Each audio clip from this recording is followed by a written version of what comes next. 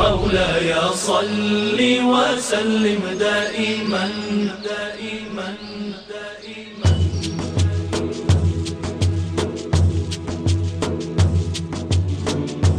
دائما دائما دائما دائما مولاي صل وسلم دائما دائما دائما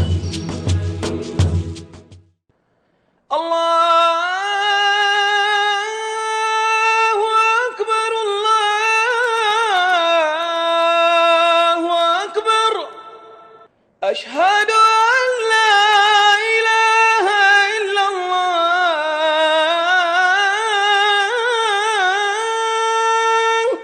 أشهد أن لا إله إلا الله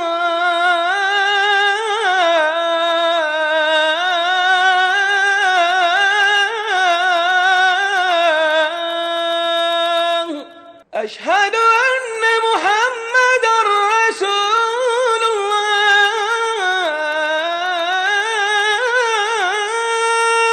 أشهد أن محمدا رسول الله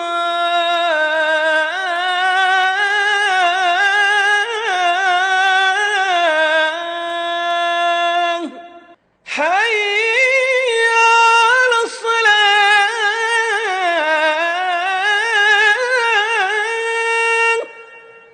حي على الصلاة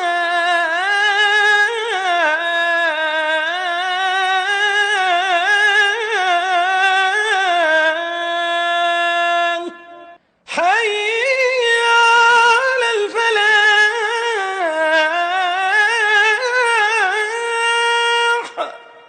حي على الفلاح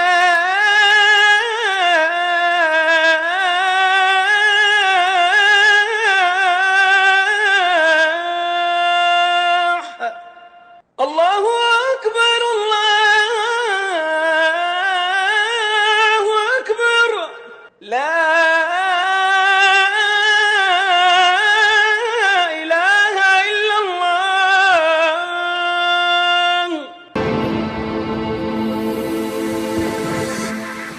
أعوذ بالله من الشيطان الرجيم بسم الله الرحمن الرحيم Alhamdulillah Rabbil Alameen.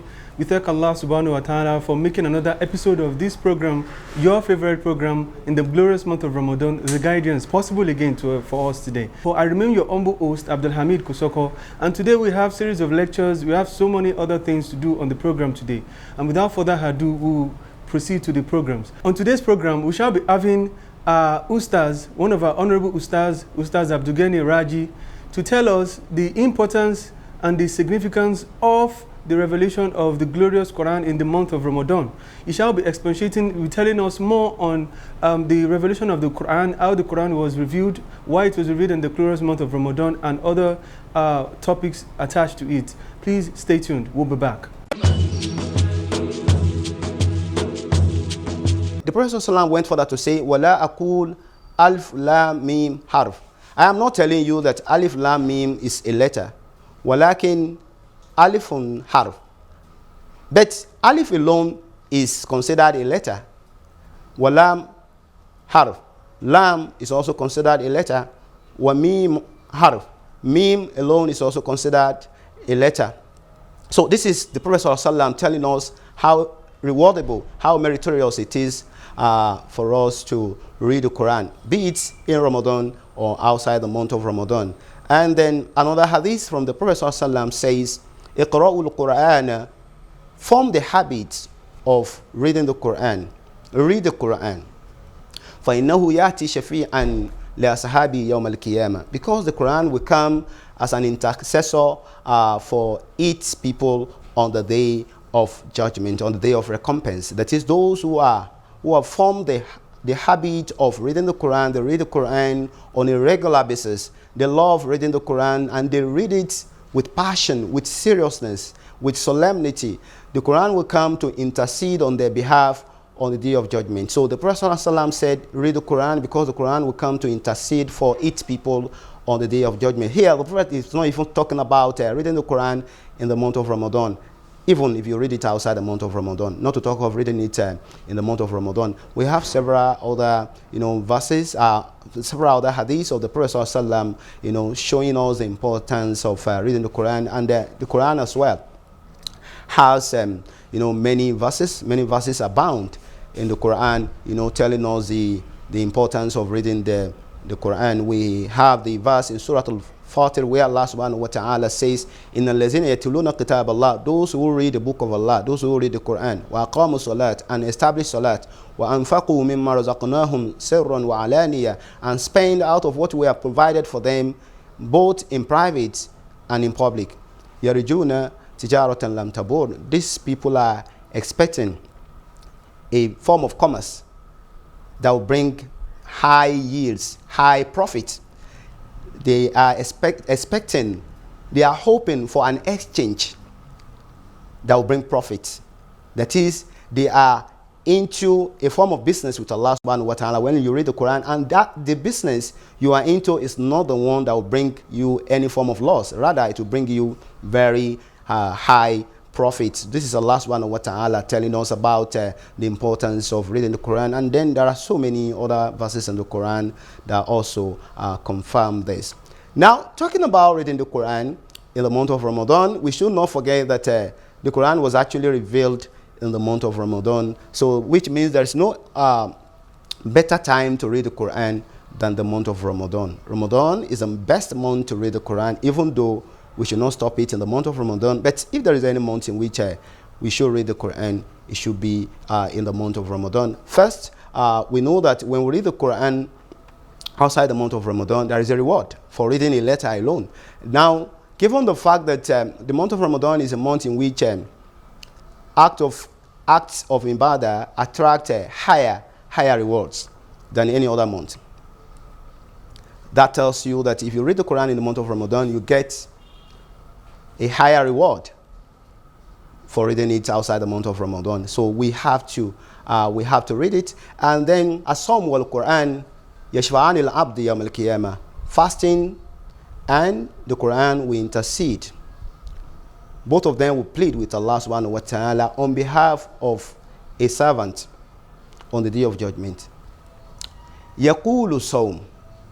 Fasting will come before Allah on the day of judgment and then fasting will say, I Rabb, O my Lord, manatu ta'ama wa sharaba wa ladza fi nahari Ramadan. I denied him his food, his drinks, and also his sexual enjoyment during the day hours of Ramadan. I did not allow him to eat his food. He had food he couldn't eat. He had drinks, he couldn't take them, and his wife was there with him. Her husband was there with her. He couldn't do anything. She couldn't do anything. So I denied him his food. I denied him his drinks. I denied him his sexual satisfaction during the day hours of Ramadan. Fashafini fi. Oh Allah, accept my intercession on behalf of this person. This is Ramadan fast, talking to Allah subhanahu wa ta'ala on the day of judgment. Then the Quran will also come forward and say, Ay Rabb, oh my Lord, manatu un-nawma bil-layl. I denied him his sleep at night. He couldn't sleep. He was always in touch with me. He was always reading me. He was always reflecting on me. He was always memorizing me, thinking about me, studying me. So the Quran would tell Allah that Allah subhanahu wa ta'ala should allow it to intercede on behalf of the servant.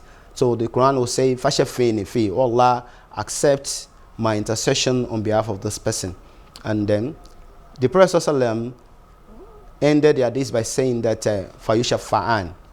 And then the intercession of the two of them will be accepted by Allah subhanahu wa ta'ala. So which means that if you fast during the day hours of Ramadan and then you wake up at night to read the Quran, so the Quran and Ramadan fast will intercede on your behalf on the day of judgment. But reading the Quran should not be confined to to the night alone. Even during the day, we can read the Quran. We can read the Quran. When we are alone, when we are not doing anything, we can read the Quran. We can read the Quran from our phones. We can have segmented copies of the Quran as well, which we take around with us. And then when we are alone, when we are not busy, when we are not doing anything, we can read our Quran. So every letter that we read, every verse that we read, we stand to get a very high reward from Allah subhanahu wa ta'ala. Now, reading the Quran, how should we read the Quran? There are three ways we can read the Quran. Sometimes we read the Quran, which we call qira'atul thawab wal khatim. This is speedy reading. Sometimes we read very fast, particularly those who wish to complete the whole Quran as many times as possible in the month of Ramadan. They read very fast. Most times we don't really reflect upon what we are reading. There's nothing wrong, there's nothing bad in reading the Quran this way, but it is not the best way to read the Quran. So because the Quran is meant to be reflected on, but this is also not bad. Qira'atul khatmi wa sawab, reading with speed, speedy reading. So reading with speed for those who want to complete the whole Quran as many times as possible before the end of Ramadan. And there's also qira'atul tadabbur wa ta'ammul, reflective or meditative reading. This is the best form of reading the Quran. Reading the Quran while reflecting or pondering on the messages there. Oh, what is Allah saying here? What does Allah mean by this particular word? What does Allah mean by this particular verse? So meditative reading. This is another way to read the Quran. And the third one is qira'atul hifz wal muraja. Qira'atul hifz wal muraja. This is reading in order to memorize or revise earlier memorized verses. This is very useful for our brothers and sisters, those of us who have committed the whole Quran to memory or a large chunk of the Quran to memory. So we read the Quran, and the aim is to consolidate the chapters that we have memorized, and then or to memorize new chapters or new verses. These are the three ways we can read the Quran. None of the three ways is bad. None of the three ways is bad.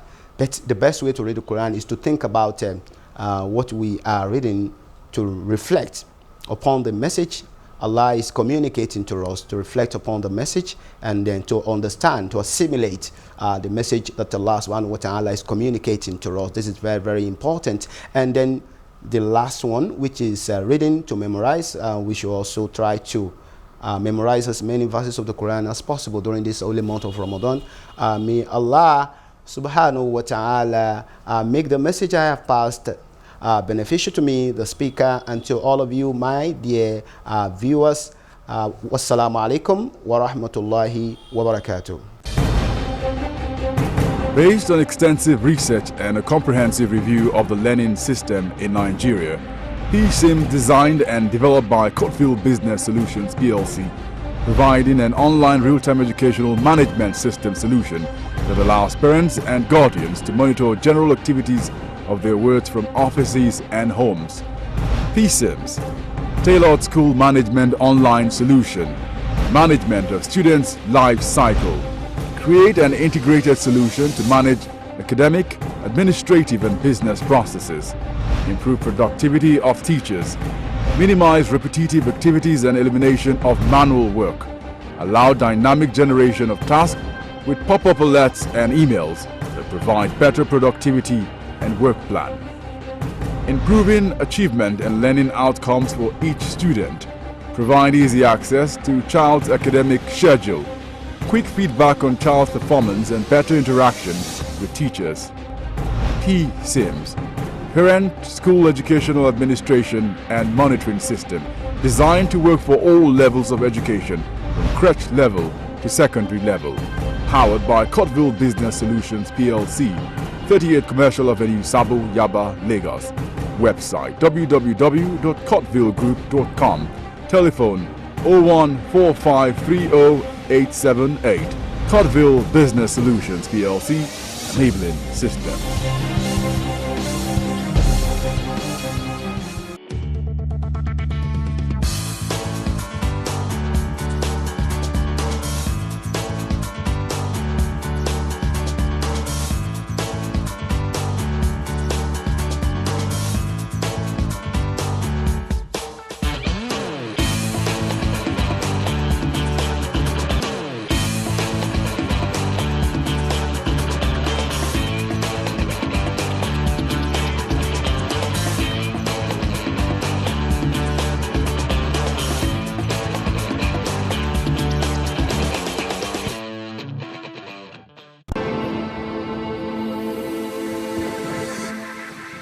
MashaAllah. Jazakumullahu khairan to our lecturer for that astute and very, very straight to the point lecture. We thank Allah and we pray Allah to increase him in knowledge. Ameen. Without further ado, we shall be going to the health segment where we'll be talking about fibromyalgia, and that will be discussed by our honorable lecturer, Physio Kamilat Adebisi. She will do justice to that topic. We'll be right back. Please stay tuned.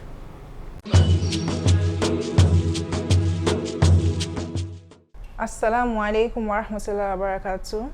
Welcome to this beautiful day of Ramadan.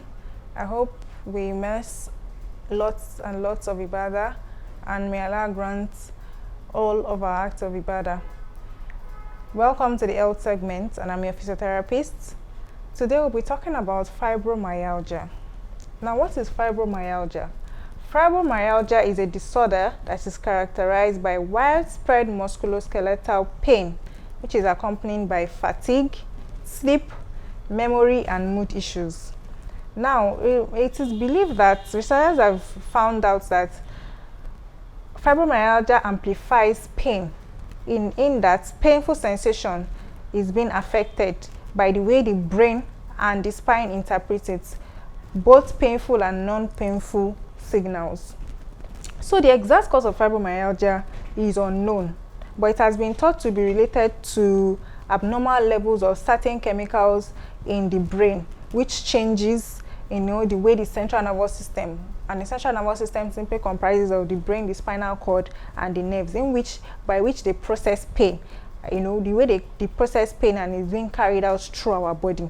So now it is also important to note that people that develop fibromyalgia, sometimes it might be genetic, like it might come from genetical factors, probably from their parents, from their great-grandparents, from their great-great-grandparents. This has also been researched and looked into. Now, what are the symptoms that can bring about fibromyalgia? Fibromyalgia can often occur after an event such as like a physical trauma, that affected the brain, or even surgery. Probably after they carried out a surgery and then this person started noticing that the way I feel pain is different. Any slight pain is like, all my body is being affected. Infection sometimes also can also bring about fibromyalgia.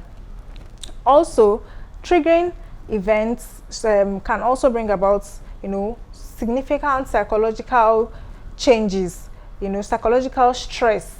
This person is stressed, there are a series of things that are bothering the person, the person is, almost coming down with, depression and all. Then fibromyalgia can also predispose this person to fibromyalgia.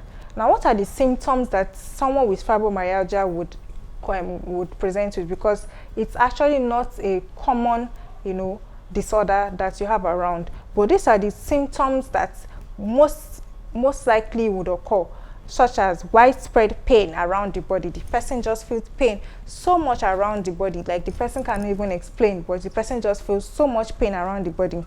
Also, the person can be fatigued most of the time. The person will just keep telling you, I just feel tired, I just feel tired, I don't know how to explain it, I just feel tired, I'm always feeling tired. Also, cognitive difficulty. The person might start having difficulty trying to remember something, or trying to place, I think I've done this, or have I done this, or have I not done this. The person starts to have such difficulty. Also, migraine, body aches, and also the temporomandibular. The temporomandibular joint is the joint that is, enabling you to be able to open and close your mouth. Then you might have a temporomandibular joint disorder, in why the person will notice or might notice that I can't close my mouth fully again. It's like my joint is stuck. It's like I can't feel this joint again. It's stuck. It's not making me able to, even chew properly. The person might also come down with anxiety, depression, and other coexisting symptoms, because not everybody will present the same way. Get affordable opportunity to buy and sell goods and services globally via the internet is made easy with Egole Shopping Mall. For seamless business transactions, safe delivery, highly secured goods between merchants and customer. Egole Shopping Mall, online business solutions. Contact us at the following address. For more information, call these numbers. Being a Muslim is the greatest mark of my life, a total way of life I love so much. I won't trade anything for it. Keeping up with the demands of my faith is something I take very seriously, and I'm glad to have an ally that makes it quite easy for me. Baytu Zina. Baytu Zina is an Islamic lifestyle hub, a one-stop shop for everything Islamic. From spiritual and uplifting books to modest clothing for men, women, and children, headwear and scarves, Islamic artifacts and fragrances, gift items for all occasions, audio visuals, healthcare and beauty product, Hajj and Umrah kit, and so much more. Step into Baytu Zina outlet today or shop online from the comfort of your space with delivery of goods right to your doorstep. Wow! Baytu Zina, a true home of Islamic beauty and splendor.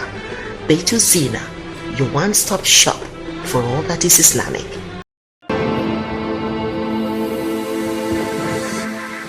We thank Allah subhanahu wa ta'ala, and we say Jazakumullah khairan to our lecturer, Physio Kamila, for doing justice to that topic. We hope we are able to pick one or two points away from that topic. On the next on the program is Sunnah the Better segment, after which we'll be having the fastest finger, the quiz segment. Please stay tuned.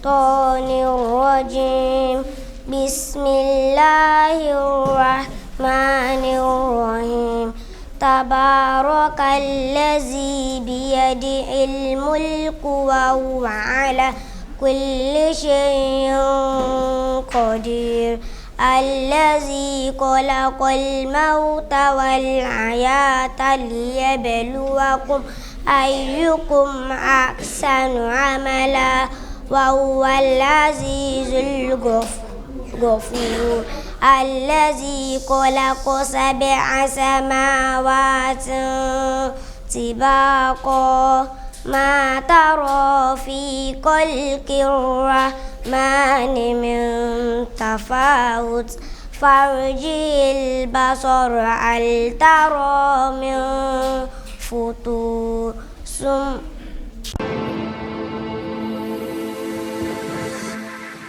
Alhamdulillah Rabbil Alameen. We thank Allah and we thank all our viewers at home for being with us today, and we hope that you're able to try your hands on today's quiz. Till we come your way again tomorrow, I remain your humble host Abdul Hamid Kosoko, and we say to you again at this point, Assalamu alaikum wa rahmatullahi wa barakatuh. صلي وسلم دائما أبدا على حبيبك خير الخلق